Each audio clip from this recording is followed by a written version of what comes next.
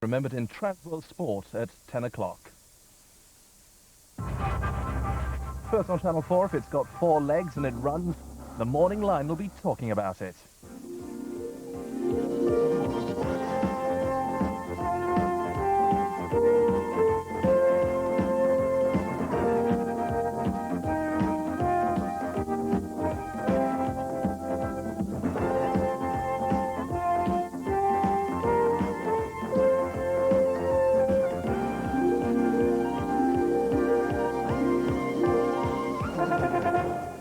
Good morning from Kempton on one of the busiest weekends in the racing calendar, and what a week. We'll be reflecting on the programme this morning of how Zafonic got zapped at Maison-Lafitte on Wednesday. No doubt Big Mac will have something to say about that. I thought you said he was unbeatable. You never said that. Keep the faith. Shouldn't have run those cop around. Keep the faith. Well, we'll be reflecting on that. Also, the start of the Grand National, what else? And also today, I can tell you that it stopped raining, which is great news, and special guest who's just arrived, will be with us shortly. Not going to tell you who he is, but his horses wear pink nosebands. Match your socks. Match your socks. Now, the last time Oaksey was with us, you were upside down on a 200-foot bungee going up and down like that. I've corrected that. Yes, you come down to earth. That really did make the headlines. Well, it's a new feeling. Now, what's on today? But as a matter of fact, I've watched the race, and Montagnard won at 25-1. I mean, so perhaps I should watch all races upside down. What's happening today? Now then, 7 meetings, 2 flat, the rest jumping, all over the country. Starting here at Kempton, let's have a look at the map. Kempton up to Haydock, those are the 2 flat race meetings. Jumping at Carlisle, Uttoxeter, down in the Midlands, then Toaster, Plumpton, further south, and down in the southwest at Newton Abbot. Now let's check out the news here at Kempton. Well, it's lovely to see the sun shining after that torrential rain yesterday. There is a non-runner in the last live race on Channel 4 at 4:45. Number 6, Thunder River, does not run. But as you can see, the going is soft after, well, over half an inch of rain yesterday. It's been dry overnight. It really is a beautiful morning, and predicted high, 14 degrees Celsius. But watch out, if you're coming from the Hampton Court side, there is that big fun fair there, which is great fun now, Leslie, but causes dreadful, dreadful traffic jams. So if I was you, I'd come along the M3. Now, the rain here yesterday, the going is now soft. Any changes elsewhere? No, yesterday, in fact, was the second wettest day of the year so far. There was almost an inch of rain in some places. Today, as Tomo said, is much brighter, sunnier. Apart from, I'm afraid, the southwest. Newton Abbott's going to get some cloud, possibly some rain later. Let's check out the courses for the other information. Haydock Park staging its 4th family day, so lots of fun there. Early start at 1:10 because of that. They had just under 1/10 of an inch of rain overnight. Should be dry, overcast, but sunny spells later on today. No reported traffic hazards.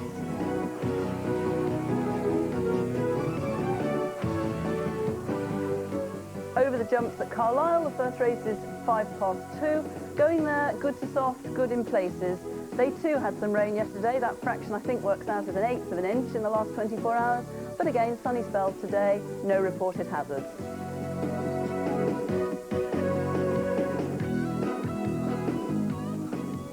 Up at Uttoxeter, the first race 2:20.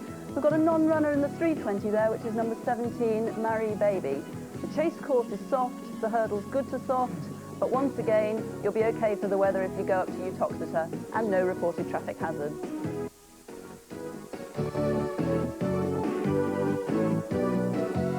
At Toaster, racing goes ahead after a precautionary inspection at 7 o'clock this morning, and I'm informed by Oaksey that they are opening a stand called the Grace Stand in honour of Mr. Grace, who is the hall porter at the Turf Club. They had an inch of rain yesterday, but it's been dry since 9 last night, so racing goes ahead. No reported hazards.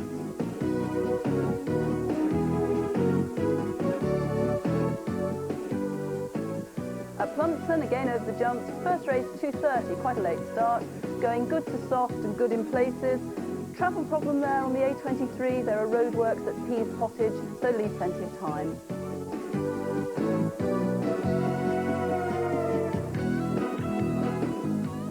As I mentioned, not the sunniest place today, Newton Abbot. They may well get showers later on, so take a brolly or a mac.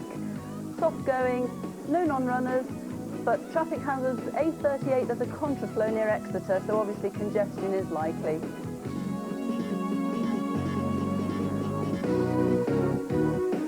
That's the news from the tracks. What about the news in the papers? Big Mac. Well, yet another twist in the turbulent Mirror Group hiring and firing saga. Mike Gallimore, editor of The Sporting Life, is out, and Tom Clark has been appointed the new editor. He was former sports editor of The Times, Daily Mail and the Evening Standard. He's a protege of Charlie Wilson, who's a big noise in the Mirror Group, so good luck to Tom. But this has not got through to the advertising department. Now, on Thursday at Newmarket, we've got Get the Hump with Tomo, the greatest jockey in Bruff, aboard a few camels, supporting racing welfare. And some of the celebrities are meant to be there. Calling that lot celebrities is a joke in the start.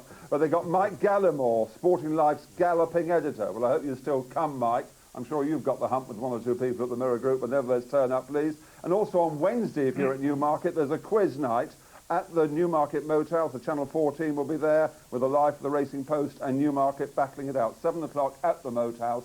It's great fun up at the Craven meeting at Newmarket next week.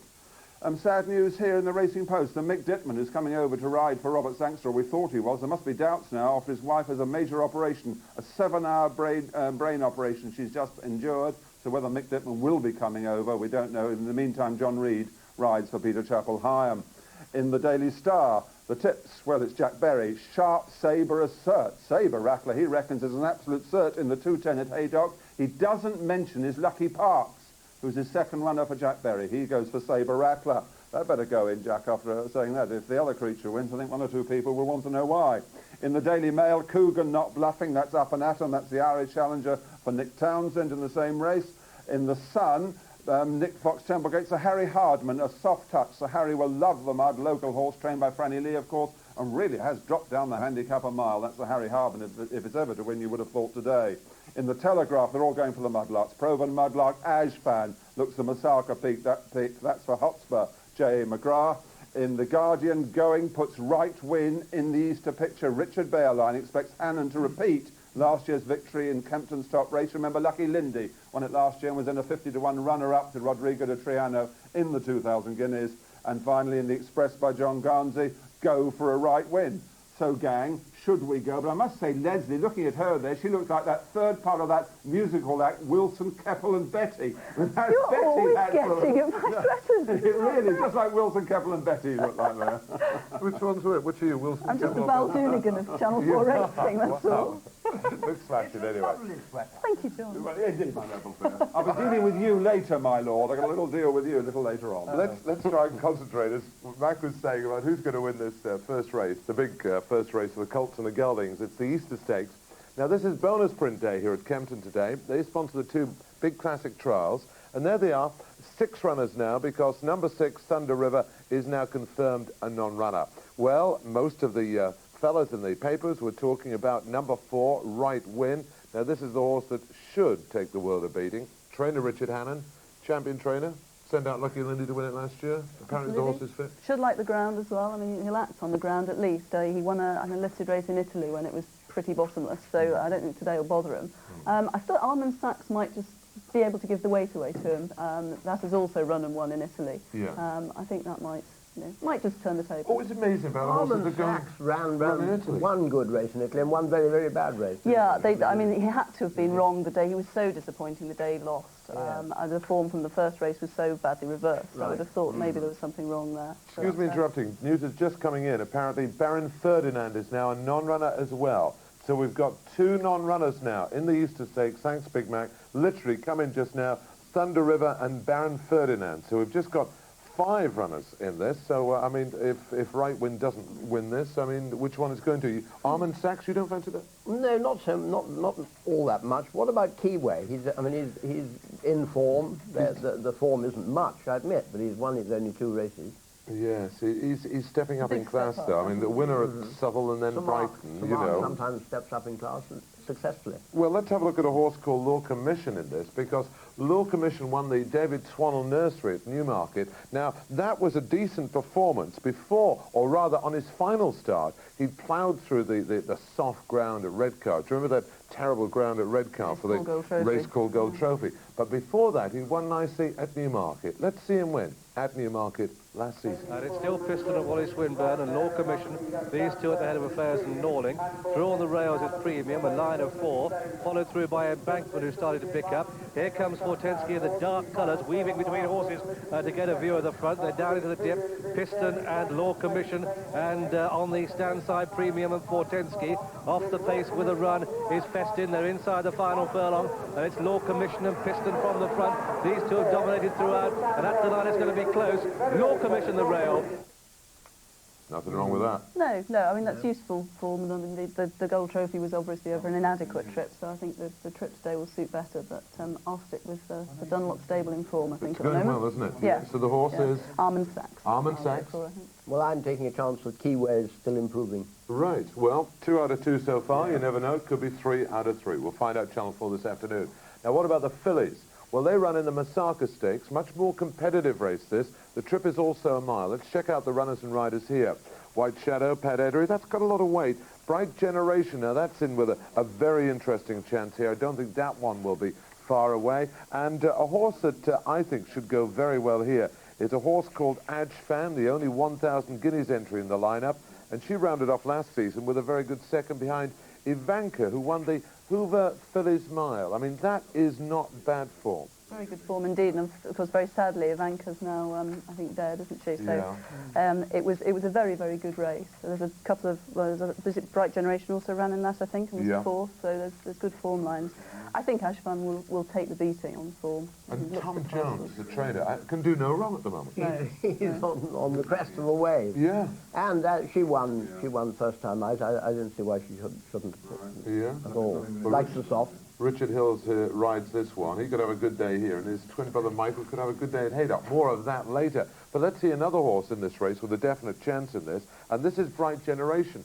Now, the interesting point about her is that she won her first 2 races last season. This is a seasonal debut today, so she obviously comes to hand early. But she obviously ran her best race in defeat when second behind the 1,000 guineas favourite, Sayadati, in the Moyglass Stud Stakes at the Curragh last year.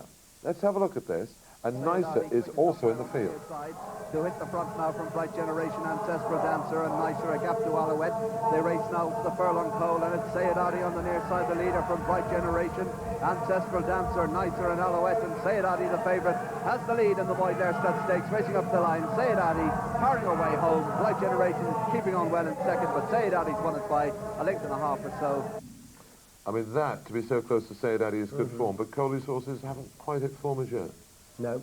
No, there's time. But I think it was a very good run. Everyone's so high on Sayadati around Newmarket and generally in the papers. What was the ground that Yielding. day? It was. Yielding, Yeah. so, you know, it'll go through it. I think that's got an excellent chance. What about the Cecil runners? I mean, Henry runs Helvellyn, Julie runs Rapid Repeat. I mean, Helvellyn's been working nicely without sort of catching pigeons.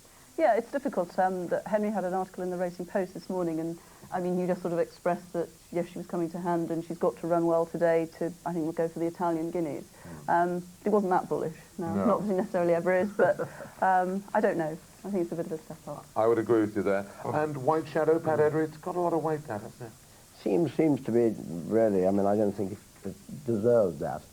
I think it's a very interesting contest. This, what do you fancy? Ashfan, Newmarket horse. Yeah. So do I, I'm afraid. That's probably stopped it. Oh, gee, I go for that as well. Big Mac, any betting news? It's very, very quiet. People are so worried about the ground, you don't know the going. I'd like to have told you I'd walk the track here, but of course I haven't, but it is soft here. And the only horse that's been backed are in the 4:15, the 2 soft ground horses, Unforgiving Minute. They're taking the 7-1, that, Paul Edery's horse, and Crystal Cross. If you can get 9-1, you'll be doing very well. The 2 soft ground horses are only being backed, Unforgiving Minute and Crystal Cross, in the 4:15 at Kempton. But I must get on to my noble lord. I've been speaking to a girlfriend of yours, my noble lord, the lovely Sue Lawley. And you're on Desert Island Discs tomorrow, I hear. It's at 12:15 tomorrow on Radio 4. And among the tunes you've chosen, a Slattery's Mounted Foot. Now, what's it all about, my lord? Well, Slattery's Mounted Foot used to be the favourite tune of my great friend Gay Kindersley, and he used to sing it to loud accompaniment. And the sort of final act was that he would rip his shirt open. And one particular night, in doing this, he dislocated his shoulder. And drunk though we all were, we had to drive to London and have his shoulder put back by Bill Tucker. So I've always remembered Saturday's Mighty Foot. So it's all on Zafonic Sunday at 12:15. That's right. Good programme. Look forward to it. Well done, Lord. Same here. Well, in any normal week, the defeat of Zafonic would have made front-page headlines around the world. As you know, it has been a very unnormal week this week, what with Skew retiring and also the Grand National as well. But what about Zafonic? Zapped at Maison-Lafitte on Wednesday in the Prix-Jebel. Now, up until this point, he had been unbeaten, and he had been the hottest winter favourite for the 2,000 guineas since Tudor Minstrel over 40 years ago. Going down to the start, he looked very impressive. There he is on the right. Obviously, he'd been left with something to work on, but that horse on the left was his pacemaker. Let's check out the runners and riders. It was just a small field. It should have been a cantering exercise for Zafonic, number 2. Number 1 is Kashani Tirijane. He is the French champion. 3 Astaire is Willie Mongill, and 4 King Mambo, Cash Asmussen. Well, Kashani led, as expected. King Mambo in the blue colours second, and Zafonic, who you can see pulling very hard indeed on the outside. Pat Edery had difficulty getting him to drop his head and settle early on. But then the moment comes, just in a moment, you'll see King Mambo quicken. At this moment they're level. Zafonic supporters would expect him to come away. But instead, it's King Mambo who quickens and goes up to Kashani. You see Pat Edery does just move his whip in his hand, but he never uses it on Zafonic. He's very gentle indeed on the favourite, but the fact is that King Mambo, whom Zafonic beat easily last year, did quicken away from him there. Now they all pass the post in line, and Pat's very gentle. Well, King Mambo here is now 16-1 for the English guineas, but is more likely to go for the French 2000. But what about Zafonic?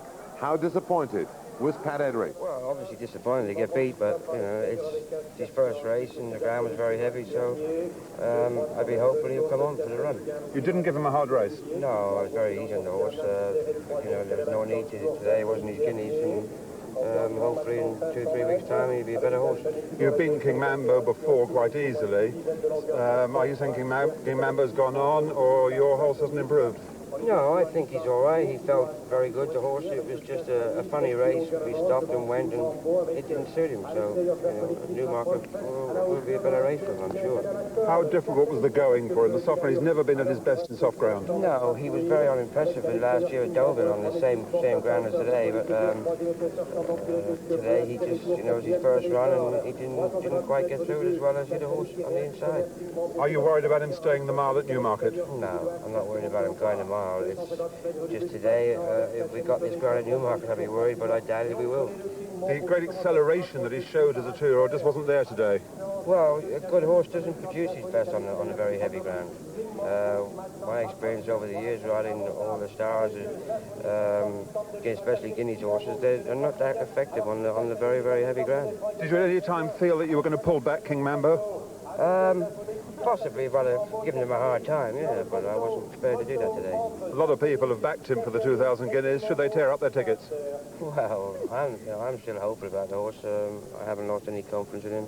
It's just one of those things. You got beaten, there you are. You have said he's one of the best two-year-olds, if not the best you'd ever ridden. Do you stand by that, and are you hopeful of his 3-year-old career? Well, last year he was exceptional. You can't knock him just for one race. He's only just been beaten a length, and he'd improved, so we'll see come Newmarket. As a horse, how was he? He was pulling very hard as a 2-year-old, giving you some difficult rides. Do you think he's settled more as a 3-year-old? Well, today he was a bit fresh, but now that he's had a race, I'm sure he'll be better next time. Confident of the 2,000 guineas? Well, you can never be confident in the Classic, but I'll be hopeful again, yes. Bit different from before the race. Now, that's interesting. It's very difficult. I mean, the horse has done nothing wrong apart from being beaten by that much on very heavy ground. I mean, we must allow him that, mustn't we? But the thing is, remember the difference between his form at Deauville on soft ground last year, and then suddenly the ground came good in the Salamandre, and he was a different horse altogether. I think you'll see equal difference at Newmarket. He hates that soft ground. And Pat was incredibly easy on him, wasn't he? Yes, yes, he was. What do you think? I think exactly that. I think Pat gave him an easy ride. I think what'll be interesting will be to see what Pat picks for our guineas. I mean, Khalid Abdullah's got so many good horses at the moment. Yeah. Again, I don't know how Henry Cecil's are going near at the time. Be interesting to see what he picks, as to whether he's lost his confidence in him or not. It's interesting. I think you've got to allow him that one day off, and I agree with you too. I think, you know, come Newmarket at the end of April, 1st of May, he could be a different horse. The beauty of it is, though, it's thrown the race wide open. It's now not just a one-horse race. We can back something else and have a chance. Of course you can. You get odds against Zafonic, you lucky chaps. Have a look at the photo finish here and see exactly. There's King Mambo in the centre. You see hands down with Asmussen right on the horse's neck. Right nearest to us, Kashani on the far side. Look at Edery there, actually sitting up in the saddle. And no one's telling me if he really pushed it out, he would certainly have been able to win. And I did speak to Andre Fabre after the race. I said, the trainer, will Zafonic still go for the 2,000 guineas? He asked me, it's rather surly, Andre, a bit frightened of him I am. He said, why ask such a silly question? Of course he will. So Zafonic will go for the 2,000 guineas, but look at how the bookmakers are reacting. Not odds on now, odds against. Bottle 2-1 against Zafonic as the prize. I asked some of these cowardly bookmakers, why aren't you going 10-1? Beaten in his trial.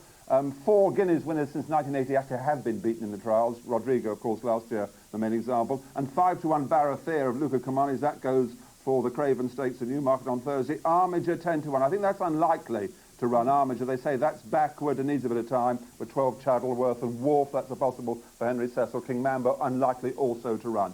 But all I'm saying is keep the faith. Zafonic will still win. You'll see a great horse, provided it's not like a marsh at Newmarket.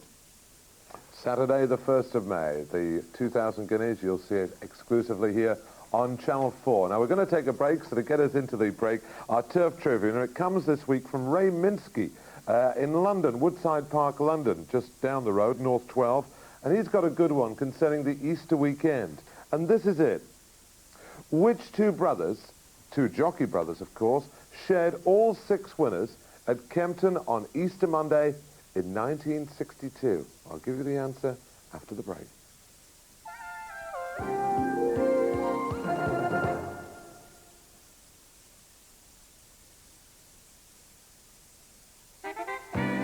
Yes, Racing Post, the paper we designed with you in mind. At Racing Post, we know what a racing fan needs. We need the facts, the figures, the fancies, and all the latest stories and information from the inside. With Racing Post, they're yours every day. Plus, unique coverage of all big sports events.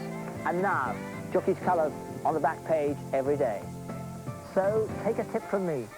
Get your own copy. Racing Post, every day, it's all you need. You need strength and beauty.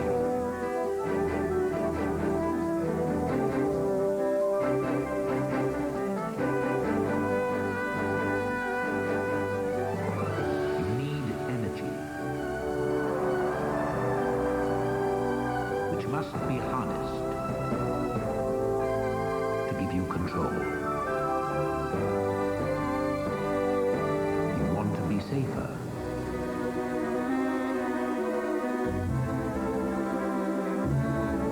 You need comfort.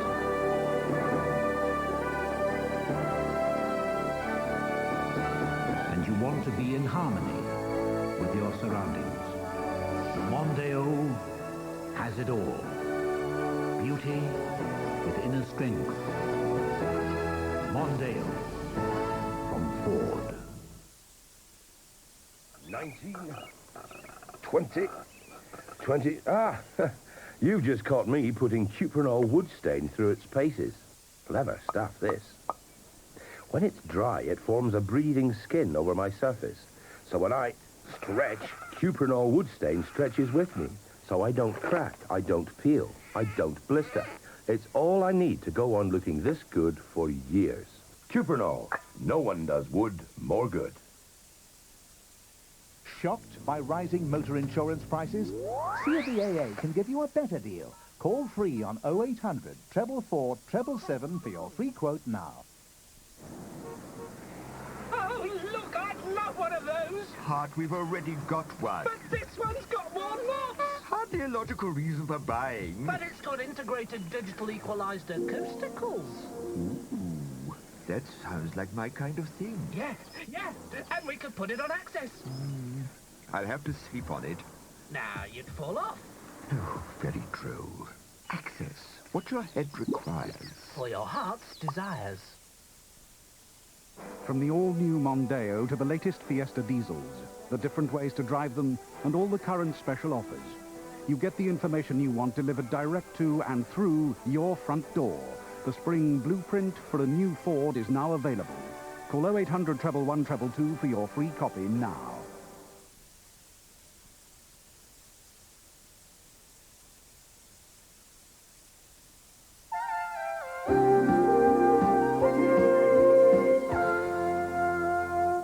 Welcome back to the Morning Line. Which two brothers went through the card on that Easter weekend in 1962? It was, of course, the Smith brothers. Yeah, Big Mac, you got it right. Doug Smith rode 4, and F. Smith rode the 2 in the middle, or Efi. So that's it. Well done to Ray Minsky. Now, non-runners so far. There's quite a few because of the ground. Let's check out the non-runners if you've just joined us. Thunder River and Baron Ferdinand do not run in the Easter Stakes, the 4:45 here at Kempton. Mary Baby is out at the 3:20 at Utoxeter, and at Toaster, they are racing there today, but obviously it's pretty soft. 2:25, number 10, the lighter side. Let's check out what's on offer here at Kempton this afternoon that you will see live Channel 4. This is the Easter weekend. The sun is shining. It's going to be a lovely afternoon. Do join us. We're on the air at 3:05, and it's the Queen Elizabeth, the big sprint first, then the Masaka, then the Chatsworth, and we round off with the Easter Stakes at 4:45. So those 4 races will be the basis of the new champion tipster competition we're launching today. Each Saturday from now on we'll be awarding a first prize of £500 plus an engraved memento. So unlike the old contest, the new one starts afresh every Saturday. The format of it's altered too. Here's how it works. Now you're invited to make 3 selections from each of the live races we show. To remind you, from Kempton today, there are 3:15, 3:45, 4:15 and 4:45. Each selection that finishes in the first 3 earns you points. The number of points you score is determined by the horse's starting price, and the contestant who scores the highest number at the end of the day scoops the prize. Now, the phone number to ring, the usual champion tipster number, 0891 991148.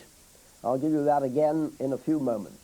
Now, here's a chart to illustrate how the point system works. Any SP up to but not including 2 to 1 scores 1 point. 2 to 1 to 11 to 4 scores 2 points. 3 to 1 to 7 to 2, 3. 4 to 1 to 9 to 2, 4 points, and so on.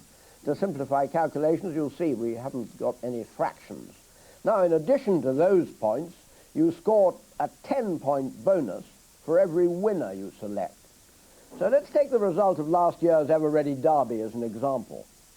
The points scored by the first 3 home would have been as follows. Dr. Devious, starting at 8 to 1, would have notched up 8 points, plus a 10-point bonus for winning, making 18. Saint-Jovite at 14 to 1 would have scored 14, and Silver Wisp at 11 to 1 would have scored 11. So you could have scored as many as 43 points on that one race. Now, if you'd like to have a crack at the £500 prize and become this week's champion tipster, here's a quick recap of the rules. You select 3 horses for each of today's live Kempton races, 3:15, 3:45, 4:15 and 4:45.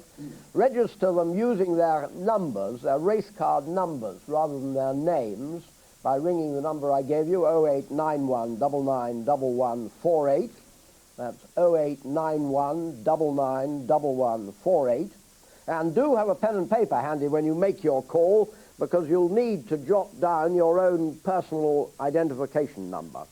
If you're skillful enough to clock up a good score, we'll let you know after the 4:45 race what points total warrants a call on the claims line. It's really like the football pools, isn't it? Anyway, good luck, and if there's any aspect of the competition you failed to understand, don't worry. It's all... I haven't quite understood it myself, but don't worry. It's all on the recorded message. I love it. Have a crack. £500 first prize. Of course, there is a much simpler one, which is a picture puzzle. Do you remember last week's? This was it. Yeah, Royal Athlete it was on the Grand National. More about that shortly. And the 3 lucky winners who each receive £100 are... Oh, come on, you're joking. You are joking. Muhammad Ali from Oldham in Lancashire. That is absolutely... Who did that? Is this for real? What about the second? Fred Bunce. Is this April the 1st? Fred Bunce, Josephine Bell. Thank goodness we have a normal lady in Humberside. Now, we haven't got one this week because it doesn't run. Can we not have guessed the non-runner today? This programme is going to pieces. Let's bring some normality back to it because I've been joined by a guy in a green suit. Good morning, Rob Simpson. Good morning. How are you? Good. Oh, yes, very good. Listen, what's all this? Rod Simpson's mainly fun and horses. What's all this about, the book? Oh, we just went through a couple of bad years, so I decided that we'd catch up with some tapes and literature that we'd done and write a book. We didn't think we was going to train him for 93, 94, so I'm having a bonus at the moment anyway. So, I mean, it has been hard. Good book. It's really good fun to read, too. I'm sure that everybody that reads it will enjoy it. It's just a little bit of an autobiography and a look into just how I started and where I've ended up. But I mean... Why I ended up there. So, I mean, there are a few stories that you couldn't print. What's the most interesting one in here? I mean, Franklin must play a prominent part. No, I think that everybody was expecting me to harp quite a lot on the Ramsden saga, and I think a lot of people also, when they read the manuscript, decided that I hadn't actually hit home enough on it. But I think enough had been said about Mr. Ramsden, and we had a lot of personal things that were spoken between us, and I keep it that way. You've got the book coming out, and you recently took charge of, what was it, another 15, 16 horses? Yeah, there really is good interest in that they were such a mixed bag of horses. The man, Graham Piper, wants to be a little bit behind the scenes. He doesn't want to be too far forward, so we won't mention him that much. But the horses are a mixed bag, 2-year-olds, 3-year-olds, 4-year-olds and old horses. And one of them actually was the horse that didn't get a run in last week's Grand National. I think he would have won. I mean, I can say that boldly. Of course he would. The interesting saga from that was, if they had have started the 9 that were left, and I was one of the 9, one of them was Chatham and didn't want to go anyway. The other one was lame and that didn't want to go. One had taken a shoe off and that didn't want to go. So we're now down to 5 that could have actually gone. God, I'd have gone round there with a long tom and chased mine around. The only man ever to walk over in the Grand National. I'd have been there. I tell you, you wouldn't have kept me off of any of them fences. I'd have pushed him round. He's crazy. And actually, the nice thing about him today is that he's going down to Newton Abbot to try and get to redeem some sort of respect for himself. And let's hope he can. But it is good, and actually this year's been a really good year for me, not just writing the book, but obviously getting some horses now that you can get your teeth into on a train. And while I'm on there, I'd like to just thank everybody that's helped me. Well, that's good. Well, they can read the book. Even more interest, actually, this Lifetime UK that's letting me do this charity thing with them. That looks like being very good too. It's a non-profitable charity organisation with a couple of footballers, Alan Hudson and Chris Garland. And I liked it so much that I wanted to be part of it, and actually I'm going to do a voice line for them every week. Oh, great. You know, talking about the Grand National, and I'd like to bring you Oaks in on this. You know, a lot of people are saying that Gower, the red flag, the starter should have got them off, all this sort of stuff. What about the jockeys with kept the horses' heads right up to the line? And, you know, now normally the tape goes that way when they let it off, but in the Grand National it always goes up. Yeah. And they were stuck there, and he was saying, get back, and they didn't. The new system's fixed that now, hasn't it? I mean, the new system now is that we're going like athletes. We're going to have starting blocks, and like in Grand Prix racing, we're having red and green lights. It's crazy, but you've ridden Well, why has it never happened before? That's what I can't make out. I mean, I've ridden in nationals with more than 40 runners. The field used to be 50 and over sometimes. And yet, we never got the heads over the tape, so I can't make that out. Because there wasn't a line behind which you couldn't go, you know, in front of which you couldn't go. Yeah. That's one suggestion. If you have a line and the horse is made to stay behind that, 10 yards away from the tape, that would be sensible and that would have stopped it. Is there any legal comeback? Because you're a solicitor, you're a barrister in Newmarket. Is there any, this is a nice gentle question, exactly. Is there any just a legal comeback? I mean, could sort of one guy, the owner, saying, listen, I've got this horse up and negligence on the course, you know, and sue it? Basically, not to be too technical, but your problem is you can either sue in contract or tort. Now, the problem with suing in contract is obviously who have you got a contract with? You couldn't sue the starter. The starter doesn't have a contract with each and every horse in the race.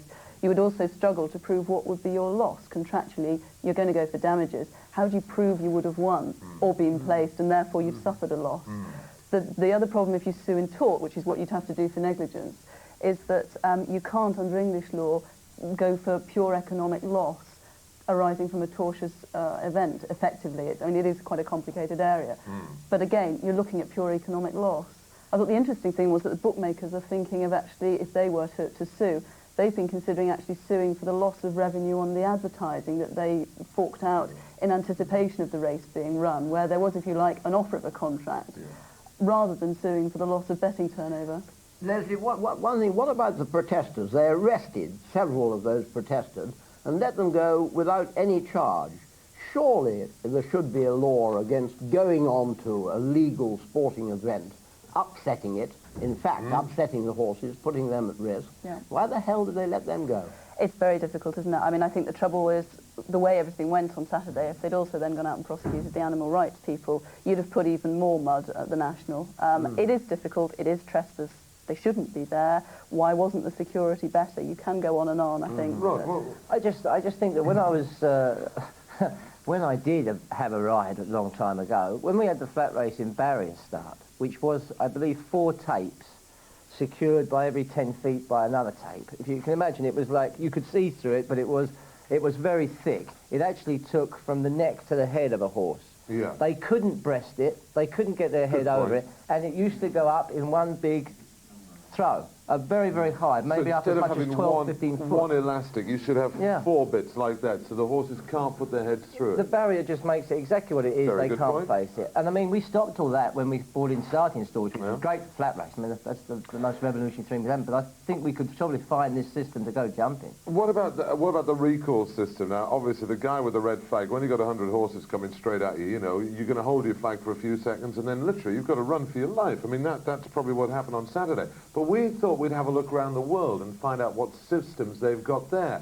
And this is what we came up with. Now, in Ireland, the procedure is similar to here, except that a white flag is waved. In Australia, they also employ a flagman, but in addition, the starter sounds a siren, which alerts both riders and racegoers. New Zealand, well, that country relies solely on a siren. In the States, though, they have no recall procedure at all. Every start is deemed to be fair until the race is over. It is then that the stewards may declare a no contest. France depends purely on a white flag being waved in front of the first obstacle. Germany, by and large, rely on the flag, but some courses there are equipped with the siren system. In Italy, they use 2 white flags. I love that. I think that's brilliant. Could only be in Italy. All the Italian waiters are saying, "What's yon about?" And if the jockeys don't take any notice of these, the starter then sounds a siren. Well, I think the 2 white flags is a complete... What about the, you know, the siren and the red lights, you know, the Grand Prix? It's lovely, isn't it? What about that? I mean, is that going to happen?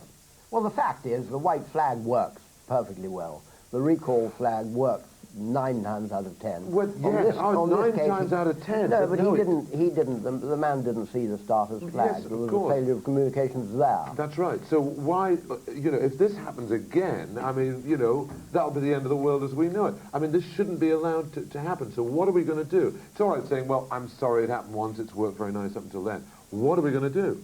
Mustn't happen again. No, I think if you had the lights, at least you know the starter's only got to press a button. So he's started, he's noticed there's a problem, he can immediately take some action. Yeah.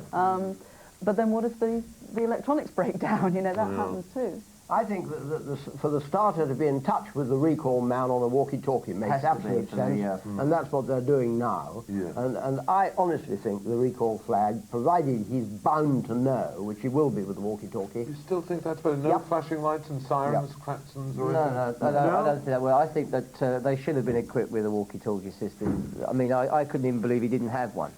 I still can't believe he didn't have one, because most of the race courses around the world, not just this country, everywhere, has somebody with a walkie-talkie system.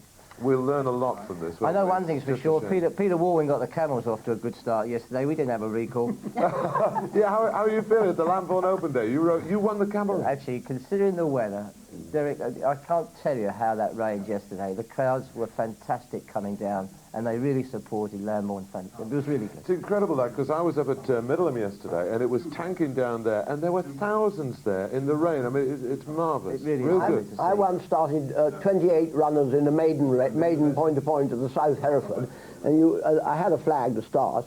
I dropped it and said, no! And what happened? Half went, half stopped. Over the big man. I'm just appalled they aren't going to run the race at entry in November. But the cartoonists are having a tremendous time here. And Leslie pointed this out from Thursday's Telegraph. We bought Peter Scudamore this gold watch, but it won't start. And in the Mirror today, too, they're absolutely brilliant here. I like that. Departures delayed. Who did you book this holiday with? The Jockey Club. So I think we're going to have lots of jokes about that. Very little betting going on today because of the soft ground. In the 4:15 at Kempton, Unforgiving Minute, that's 7-1, that's been taken. And if you can get any 9-1 against Crystal Cross, it goes on the ground. And one further thing on Zafonic, one punter in a betting shop to me on Thursday said, great horses that they go on any ground. Look at Mill Reef, the Noble Lord's favourite horse, 10 lengths, that went and won the Gimcrack in the soft ground. That was a great horse, that could do it. And I said to him, look what happened to Mill Reef and the Guineas. It got stuffed by Brigadier Gerard. Zafonic will not get stuffed on May the 1st. We shall see. We shall see. Stan Mellor, happy birthday, Stan, one of the greatest jump jockeys of all time. And the week that Peter Scudamore announced his retirement, happy birthday to Stan Mellor, who is 56 today. And Keith Pickett is 89 tomorrow. Keith, we're going to have that on a turf trivia. Which famous son of his became 9 times champion jump? All answers on 90891. 11, sorry, 9 times Derby. Charity bets, let's try and win some money for charity. Leslie. Roger the Butler, and I think it's a 210 at Haydock. Roger the Butler, to Yep. deliver the goods. Exactly. Yep. Adfan. Adfan, yep, here at Kempton. Yep. Rodders. Katiba. Katiba. John Dunlop's John son. Dunlop's horse, yeah. They're I just banging think form. this is quite a good trial. I think I'm like you in this programme. I agree. I think they're good racing today. It's a shame that the Colts race has come up a little bit, but I think the other races are very, very open contest. Well, there's confirmation. Tomo's going on Crystal Spirit in the first at Haydock. Oaks is on Adfan. Leslie, I was going to call you Graham there. Graham's going on Roger the Butler. He's a good fella, is Graham. And Simpson, hello Simpson, is on Katiba. So there you are, the charity bets, £25 each. We'll try and do our best for charity. Well, it's going to be a very interesting weekend. We're here on Monday at Kempton. And then next week we go to Newmarket. It's the start. That's when they say real flat racing gets underway. The Nell Gwyn, the Fillies Trial on Tuesday, the European Free on Wednesday, and the Craven Stakes, the Colts Classic Trial. And then next Saturday, the Scottish National. We'll see you this afternoon. Bye-bye.